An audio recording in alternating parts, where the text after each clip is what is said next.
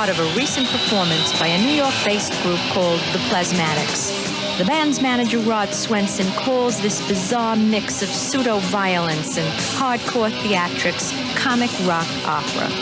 Another group, one from California called the Surf Punks, even more clearly incorporates comic overtones into its act. But punk rock isn't all fun and games or just a sick joke. The phenomenon not only has a darker side, but already is so widespread, it is flourishing in Los Angeles, New York, San Francisco, and Phoenix. Punk appears to be a culture that transcends traditional barriers of age, sex, and color. In punk caverns such as LA's Anti-Club and The Hideaway, dances like the slam predominate, as this footage from Huntington Beach, California's Channel 50 shows.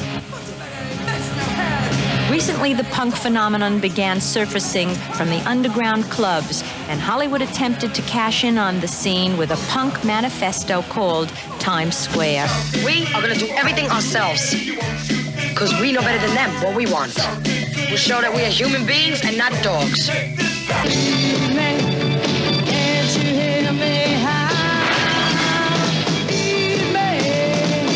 I'm a damn dog now. And now mainstream magazines like New West eye punk fashion, and punk literature spreads via tabloids ominously tagged Slash and Night Voices. Punk also has its own history. It has been around since 1978, maybe earlier, when the Sex Pistols made their mark in England by channeling working-class anger into bitter, slashing lyrics. Other groups like The Clash responded, including Elvis Presley, who shook up an entire generation. The Doors' brooding Jim Morrison.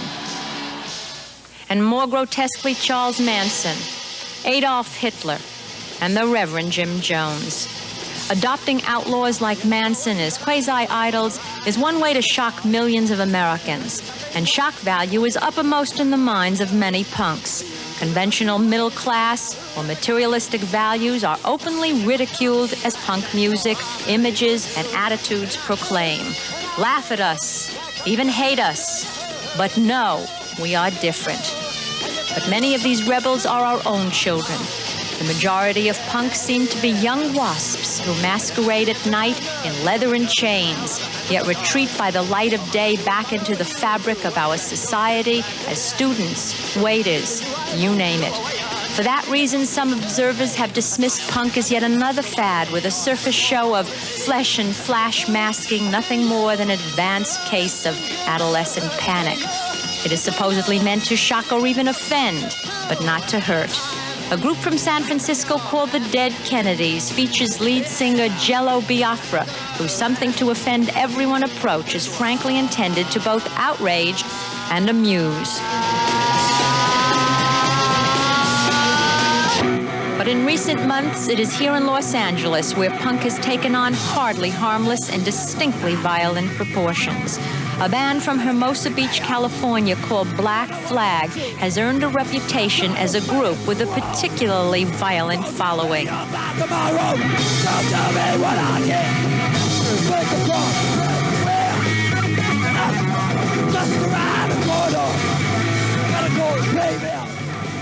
Local punks often put much of the blame for violence inside and outside the clubs on either the police or a hardcore fringe element of punks. Since near-lethal eruptions had marred 3 of Black Flag's concerts earlier this year, we took our cameras for a first-hand look on October 24th when the band headlined the bill at an East Hollywood hall. But Black Flag barely got a chance to play that night. Only 1 hour after the concert began, the police was summoned. Why? Now these kids are willing to pay and come in and have a good time, and now they're getting out of hand because they want to close the show down. They came to see Black Flag play. The owner and the police said that we had to put a stop to it a half hour ago. Why? Because there's minors in there that are stoned. I mean, I think if things had been kept under control, if we had let people in and all the bands played, I think we could have, this wouldn't have happened.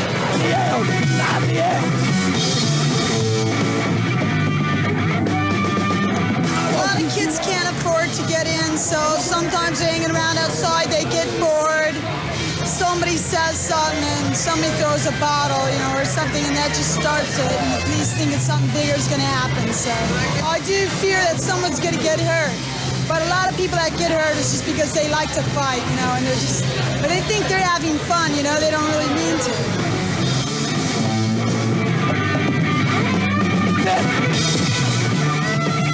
Sergeant Weitz of the LAPD. The owner decided that he wanted to close the establishment, and he requested us to stand by. We did so, and the people that were inside with the group asked us to stand by and wait a couple extra songs. We did. We waited a couple other additional songs. They refused to close up. They refused to quit the music. We requested the owner to turn the power off on the music. He said he couldn't get to the music, couldn't get to the power, couldn't turn it off. They refused to leave. He requested that we go inside and clean up. He had received a lot of damage from the inside as to property. Therefore, we went inside and had the individuals that were inside exit the location.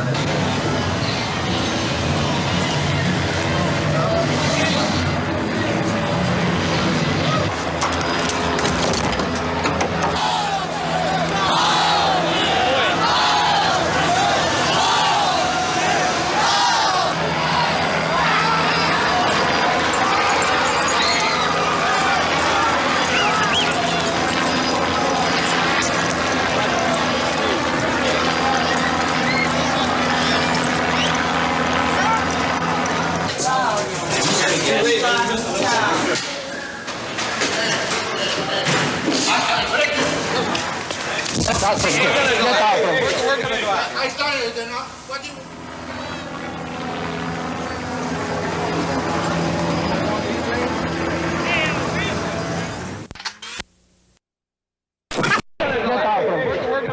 I started it, what do you...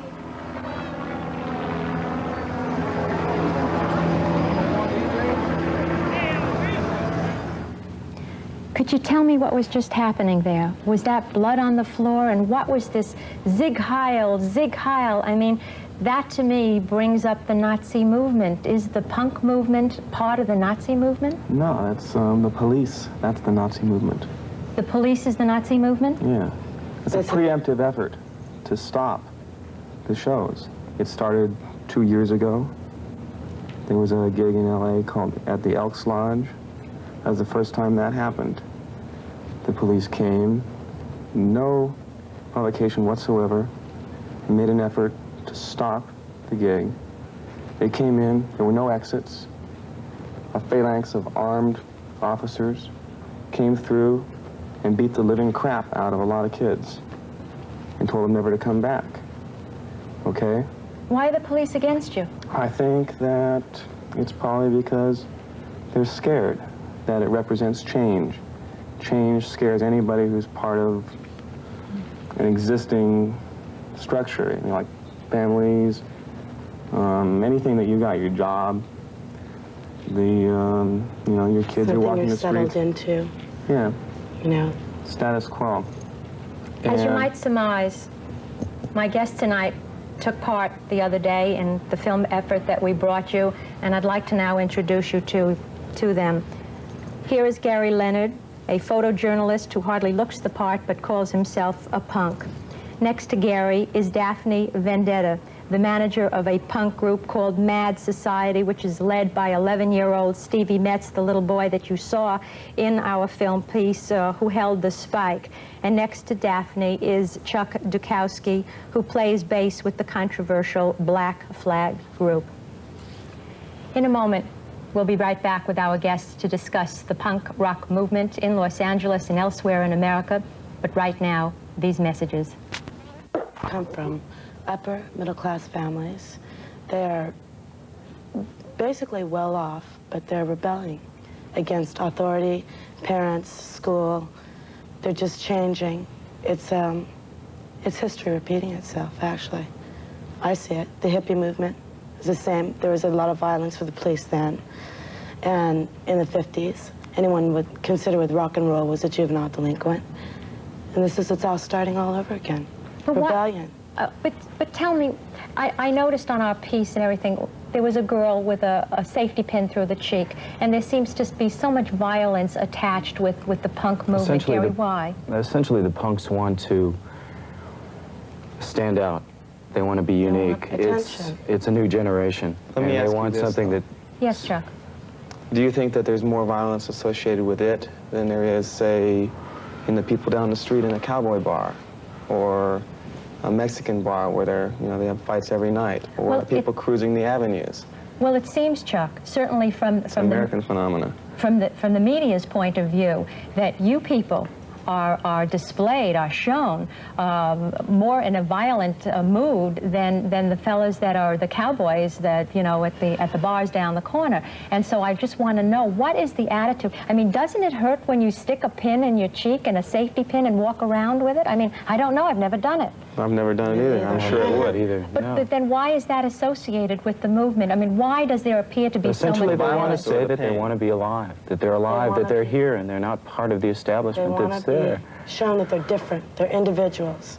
It's gotten to a point now, when it first was, it was just individuality, basically. But now everyone dresses the same, it's all clones now. Well, I mean, basically now there's a great deal of leather and chains. That's right. Right. And kilts. This week, kilts. Kilts, right. This week it's the kilts. Tomorrow, who knows? But it's a form, saying, I'm different. I'm not one of you.